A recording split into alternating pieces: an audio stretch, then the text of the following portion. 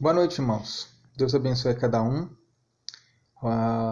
É bom, de uma certa forma, estar com vocês aqui agora. Digo de uma certa forma, porque não estamos juntos, mas podendo compartilhar a palavra de Deus e sabendo que Deus tem reservado tempo certo para que nós possamos nos reunir fisicamente novamente. Boa noite, Ana Rosa, Dona Conceição. Boa noite, Gabriel. Boa noite, Zilá. Boa noite, Natália. Boa noite, Elisa. Boa noite, Alessandra. Boa noite, Dailson.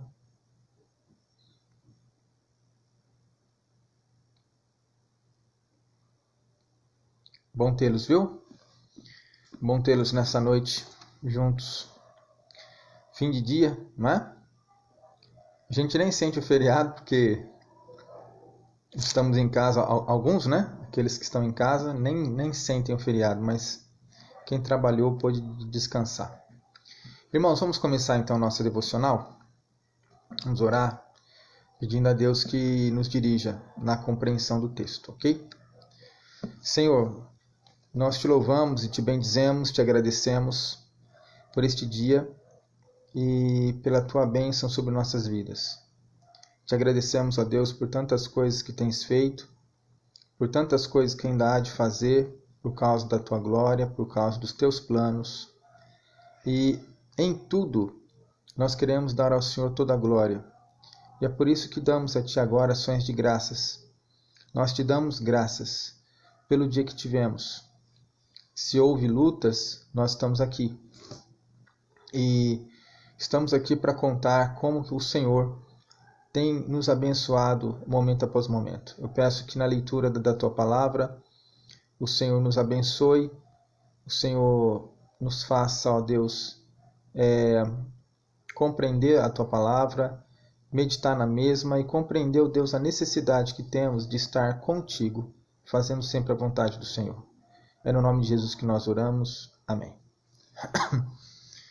Boa noite, Fátima. Boa noite, Simone.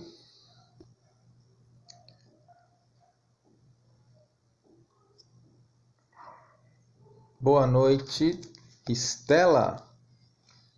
Boa noite, Estela. Deus abençoe todos vocês, irmãos. Boa noite, Priscila. Dê um abraço no Reginaldinho. Vamos lá, então. Vamos para o texto. Capítulo 2 de Marcos, texto do verso 18 até o verso 22. Marcos, capítulo 2, verso 18 a 22. Todo mundo achou? Diz assim, verso 18. Ora, os discípulos de João e os fariseus estavam jejuando. Vieram alguns e lhe perguntaram, por que motivo jejuam os discípulos de João e os dos fariseus, mas os teus discípulos não jejuam? Respondeu-lhe Jesus, podem, porventura, jejuar os convidados para o casamento enquanto o noivo está com eles? Durante o tempo em que estiver presente o noivo, não podem jejuar. Dias virão, contudo, em que lhes será tirado o noivo, e nesse tempo jejuarão. Ninguém costura remendo de pano novo em veste velha, porque o remendo novo tira parte da veste velha, e fica maior a rotura. Ninguém põe vinho novo em odres velhos. Do contrário, o vinho romperá os odres, e tanto se perde o vinho como os odres. Mas põe-se vinho novo em odres novos. A primeira parte do verso, da perícope, perícope é a palavra, é o nome que nós damos a um certo conjunto de versículos que nós estudaremos. Então, a nossa perícope é do verso 18 até o verso 22. Então, os dois primeiros versículos da perícope, eles dizem respeito a um comparativo que Jesus faz com ele, com o noivo.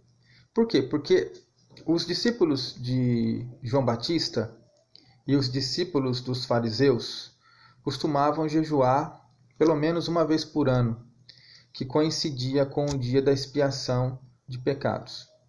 Então, essa era a regra costumeira que os jejuns que os judeus observavam durante o ano, pelo menos na ocasião de fazer então a oferta pela remissão dos pecados de Israel. Todo israelita, todo judeu jejuava. E os fariseus então tinham seus discípulos que jejuavam, João Batista tinha os seus discípulos que jejuavam e Jesus tinha os seus discípulos. E como era a época, então os discípulos de ambos estavam jejuando, mas eles viram que o de Jesus não estava jejuando e foram perguntar para ele: por que os seus discípulos não jejuam? Então, parte dessa resposta Jesus dá colocando a si mesmo o símbolo de um noivo e da festa de um casamento. Então ele coloca assim, verso 19 é a resposta. Respondeu-lhe Jesus: podem porventura jejuar os convidados para o casamento, enquanto o noivo está com eles? Durante o tempo em que o noivo estiver presente, não podem jejuar. Dias virão, contudo, em que lhes será tirado o noivo, e nesse tempo jejuarão. Jesus está se comparando ao noivo. A nossa cultura, ela coloca no centro do casamento a noiva e não o noivo. Nós já brincamos, né, em diversos momentos, que quando o noivo entra, a igreja se senta. Somente quando a noiva entra que a igreja se levanta. Embora o casamento seja dos dois. Mas a nossa cultura, ela acentua muito a figura da noiva. Na cultura judaica é a figura do noivo que é a figura central. E os convidados se alegram com o noivo. Se alegram em tanto esperar a chegada do noivo. Quando se anuncia que o noivo está chegando, os convidados saem, se encontram com o noivo na metade do caminho e voltam para o lugar da cerimônia. E todos voltam cantando, com alegria, com festejo. Então, quando Jesus diz que ele é o noivo, se contrapondo à questão do jejum, por quê? Porque o jejum ele é a abstinência de alimentos, mas o jejum traz consigo uma característica de tristeza. Nós estamos tão tristes por uma determinada ocorrência que nós vamos jejuar, não é? Demonstrando assim a nossa tristeza com a situação e também a absoluta necessidade de que Deus nos atenda em relação àquela área. É por isso que na resposta de Jesus, ele diz assim no verso 19: podem porventura jejuar os convidados para o casamento enquanto o noivo está com eles? Durante o tempo em que estiver presente o noivo, não podem jejuar. Por quê? Porque na presença do noivo existe alegria. Na ausência do noivo existe tristeza. Então ele complementa dizendo, verso 20, dias virão, contudo, que lhes será tirado o noivo. Nesse tempo jejuarão. Tem algumas traduções que quando vão falar do jejum, elas mencionam a palavra jejum, mas também junto com tristeza. Podem os convidados entristecerem-se enquanto o noivo está presente com eles? Existem algumas versões que fazem isso. Então, a ideia do jejum aqui é abstinência de comida? Mas ela traz consigo tristeza. Se o noivo está presente, não cabe a tristeza. O que cabe é a alegria. Então, Jesus é aquela pessoa que traz a alegria de Deus para os outros. Tanto para os seus discípulos, como para com aqueles com os quais ele se encontrar. Aqueles aos quais ele se revelar. Aqueles aos quais confiarem nele. Depositarem sua confiança nele. Depositarem sua fidelidade a ele. Então, como parte dessa resposta, a pergunta dos fariseus, por que os discípulos dele não jejuavam, ele disse então que é um momento de alegria, porque ele de fato está com os discípulos e agora não cabe jejum. Mas junto com essa resposta ele dá uma outra, ele faz um outro comparativo também, ele diz assim, ninguém costura remendo de pano novo, verso 21, em veste velha, e fica maior a ruptura. Ninguém põe vinho novo em odres velhos, do contrário, o vinho romperá os odres. Tanto se perde o vinho como os odres, mas põe-se vinho novo em odres novos. O pano velho, ele já está mais gasto, mais fraco. O pano novo, ele está bem firme. Então, se você pega um pano novo e faz um remendo com ele numa roupa velha, o efeito de dilatar e diminuir, né? O efeito da dilatação, essa força que o remendo novo, por ser um pano novo, faz de dilatar e contrair, juntamente com o pano velho, dilatar e contrair, eles não acompanham a mesma força. Então, é provável que o pano velho vai rasgar. Ao redor de onde foi feita a costura, é provável que o pano velho rasgue, porque não vai suportar a tensão do pano novo. A mesma coisa se faz com a questão do odre. O odre era uma bolsa que era feita de couro. E eles pegavam, então, poderia ser feito de couro, poderia ser feito de outro material.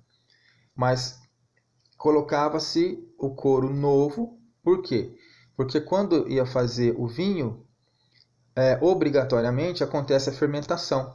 Então, acontecendo a fermentação, ele vai dilatar, né? O vinho vai dilatar, o volume vai crescer. Então, o odre novo, o couro novo, ele dilata, mas não rompe.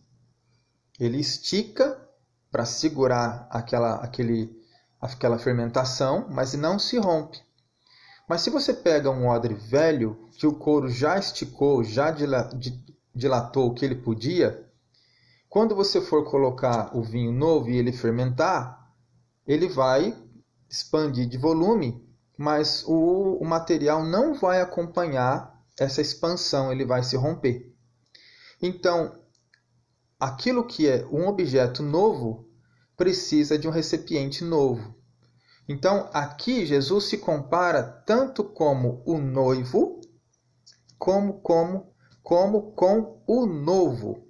Ele é tanto o noivo que traz alegria, mas ele é também o novo, a nova doutrina, que na realidade não é uma nova doutrina, mas é uma nova maneira de ver aquilo que foi dito lá atrás. Então alguém pode falar assim, mas então Jesus está mudando a lei? Não, Jesus não mudou a lei. Quem mudou a lei foram os homens. Quando na interpretação de cada aspecto da lei, os judeus eles deram um monte de significados extras na interpretação. É justamente por isso que a palavra fariseu ela é carregada de um significado negativo. Às vezes as pessoas dizem assim, fulano é fariseu. O que está querendo dizer com isso? Está querendo dizer que a pessoa fala muito da lei, mas obedece quase nada. Então, os fariseus, muitas vezes, eles colocavam significados na hora da interpretação da lei que favorecessem uma visão particular ou interesses particulares, ao invés de serem fiéis àquilo que a Bíblia ensinava. Então, cada explicação além ou aquém daquilo que a Bíblia ensinava era uma adulteração. É por isso que nos evangelhos, Jesus diz, ouviste o que foi dito, eu, porém, vos digo. Vai chegar uma parte, em Mateus tem muito isso, quando ele vai falar sobre a lei, ele vai falar, ouviste o que foi dito, eu, porém, vos digo. Toda sessão nova, quando ele aborda a lei, ou algum dos aspectos que eram ensinados pelos fariseus, ele começa dizendo, ouviste o que foi dito, eu, porém, vos digo. Ele não está trazendo um novo ensino de maneira concreta, porque não é novo. É o ensino original de Deus. Mas, ao mesmo tempo, é novo para aquelas pessoas porque é uma interpretação nova. Que essa interpretação nova nada mais é do que o retorno à verdadeira intenção divina com a lei, que os homens, por causa do pecado, ou interpretaram de maneira equivocada ou não souberam interpretar. Então, do aspecto de quem está ouvindo Jesus, mas já ouviu os fariseus, é um ensino novo. Do aspecto da Escritura, não é um ensino novo, é o ensino que está sendo agora corrigido, porque na ponta da caneta dos fariseus e daqueles que vieram posteriormente, houve adulteração. Então ele está dizendo que esse momento aqui agora, o momento do jejum é um momento de alegria. E a presença de Jesus, que é a figura do noivo, é também a presença do novo. E tanto o noivo traz alegria, como o novo traz agora uma nova visão. Ele traz agora a esperança para aqueles que o ouvem. Ele traz agora a esperança para aqueles que tomam posse do reino. Lembre-se que Jesus, de fato, ele diz, em Mateus capítulo 11, ele fala: "Vinde a mim, todos os que estáis cansados e sobrecarregados, porque o meu jugo é suave e meu fardo é leve. Aprendei de mim e achareis descanso para a vossa alma. Aprendei de mim, porque o meu jugo é suave e o meu fardo é leve." Ele diz isso em detrimento dos fariseus, porque os fariseus colocavam um fardo pesado demais sobre as pessoas, mas esse mesmo fardo não era colocado sobre eles. Então Jesus está falando assim: o que eu tenho para ensinar para vocês é diferente deles. Viu? Vocês podem confiar em mim, é o novo. E ao mesmo tempo é o noivo, que traz a alegria no ambiente onde ele está. Então aqui, irmãos, o que Marcos está dizendo é que estar com Jesus, aprender de Jesus, você vai ter um aprendizado novo na sua perspectiva, mas algo que vai trazer imensa alegria para a sua vida. Algo que vai satisfazer o seu coração. Para ouvir a Jesus, você tem que ter agora uma nova visão. Você tem que ter agora uma nova postura. Você tem que esquecer aquilo que você já sabe e ouvir aquilo que ele tem para dizer. É o novo em odres novos. E ao mesmo tempo, com Jesus não é lugar de tristeza, é lugar de alegria, porque ele está no meio da sua igreja. Então nós não devemos jejuar? Sim. A questão aqui é o contexto específico, né? O assunto jejum se levantou num contexto específico. Nós precisamos jejuar, mas nós precisamos saber também que a nossa alegria não depende das circunstâncias.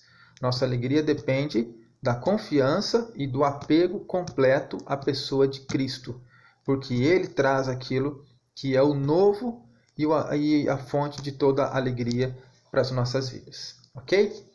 Gostaria que você pensasse nisso hoje e guardasse esses textos para o seu crescimento, para a sua edificação na presença do Senhor.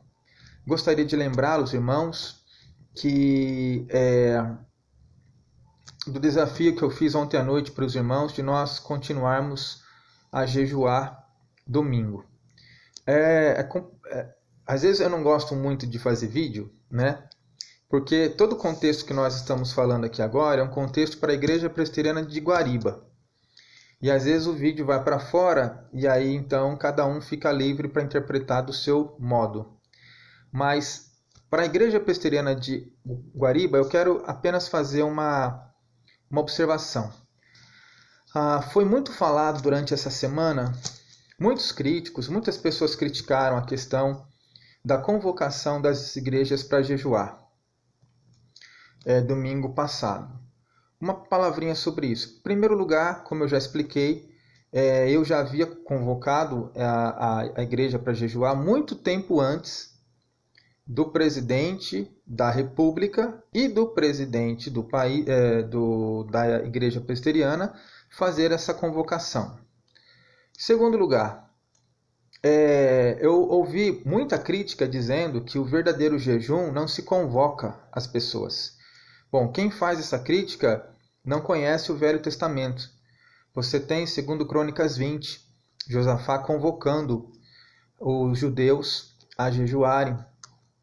Você tem outros textos do Antigo Testamento onde os seus povos, o seu governante, convoca um exemplo disso. Você tem Esther convocando o povo para jejuar e orar diante de uma situação específica que ela teria que enfrentar em favor do povo. Então, o jejum pode ser convocado, sim, para todas as pessoas que fazem parte ou que se destinarão a jejuar. Essa é a primeira questão. Outra questão que eu gostaria que nós tomássemos cuidado, irmãos, é com aquilo que é montado e aquilo que é original, ok? O presidente da nossa igreja, ele fez um vídeo. E esse vídeo, ele se manifestou convocando as igrejas presbiterianas para jejuarem no domingo passado. Posteriormente, alguém, que ninguém sabe quem, pegou parte do vídeo que o reverendo Roberto Brasileiro fez e inseriu num outro vídeo com outros líderes por aí afora e ficou tudo um pacote só. Os líderes religiosos do país, parece que todo mundo engajado num vídeo só, defendendo o jejum naquele dia. Esse segundo vídeo dessa questão dos líderes do país foi um vídeo montado por alguém que não tem nada a ver com a igreja presbiteriana, viu? Então, só tomem cuidado para distinguir o montado do original. Qual é o vídeo que nos instruiu ali? O vídeo que o reverendo Roberto Brasileiro fez, o vídeo dele na íntegra, ok? Que o vídeo foi feito por ele para instruir a igreja presbiteriana de Guariba. Então, só recapitulando, podemos convocar um jejum? Sim, podemos convocar um jejum. A Escritura defende isso e como nós vivemos com base na Escritura, nós fazemos isso. Tem alguma coisa contra o presidente ter solicitado um jejum? De forma alguma. Ele é um governante e como governante ele tem esse poder, uma vez que a Bíblia nos ensina a sermos obedientes às autoridades. Isso significa que ele está interferindo no religioso? Também não. Não tem nada a ver uma coisa com a outra. Porque, ao meu ver, não é uma ordem. Não é? É um pedido, é um convite. E a igreja presbiteriana atendeu como as outras demais. Mas eu gostaria que nós observássemos isso, esses cuidados. Porque, às vezes, nós podemos confundir objetivos, princípios, quando na realidade tem certas coisas que nós precisamos manter o posicionamento que nós entendemos biblicamente falando, ok? Mas eu gostaria de convidar novamente a Igreja Presbiteriana de Guariba a orar e jejuar neste domingo agora, pensando ou pedindo que Deus nos abençoe no que diz respeito a essas circunstâncias todas que temos vivido. A questão, o avanço do coronavírus e também toda essa situação econômica que nós estamos vivenciando, essa crítica que já tem começado a despontar, crise que já tem começado a despontar no horizonte, para que o Senhor nos abençoe, para que o Senhor nos sustente. Então, nós começaremos, só que aí, os irmãos se lembram que domingo agora é o culto de Páscoa, né? Eu já havia me esquecido disso. Eu não vou fazer às 6 horas. Nós não teremos a escola dominical, nós faremos o culto de Páscoa. Não vou fazer às 6 como é costume, eu vou fazer às 7. Então, nesse caso, o nosso jejum começará às 7, para quem acordar para as 7 horas, lógico, né? Então, quem acordar mais cedo, começa mais cedo. Então, nós começaremos aí às 7 horas e vamos, para quem quiser e puder, até o meio-dia. Quem quiser seguir, está livre para seguir até a hora que desejar.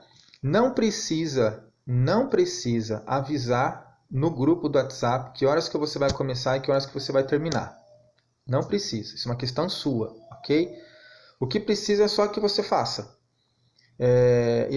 Entre você e Deus. Você começa e você termina, você diga para o Senhor, comecei nesse horário, terminei nesse horário. Eu que coloquei esse horário porque, como eu não sei, não é, para eu poder fazer uma condução junto com os irmãos. Mas não significa necessariamente que tem que se enquadrar ali. né? Mas você faça, é o que eu convoco você a fazer, é isso daí, ok? Então, tenham todos uma boa noite, Deus os abençoe, e amanhã é sábado, então até amanhã às 7 da manhã com nossa meditação em Daniel, ok? Um abraço, irmãos, boa noite.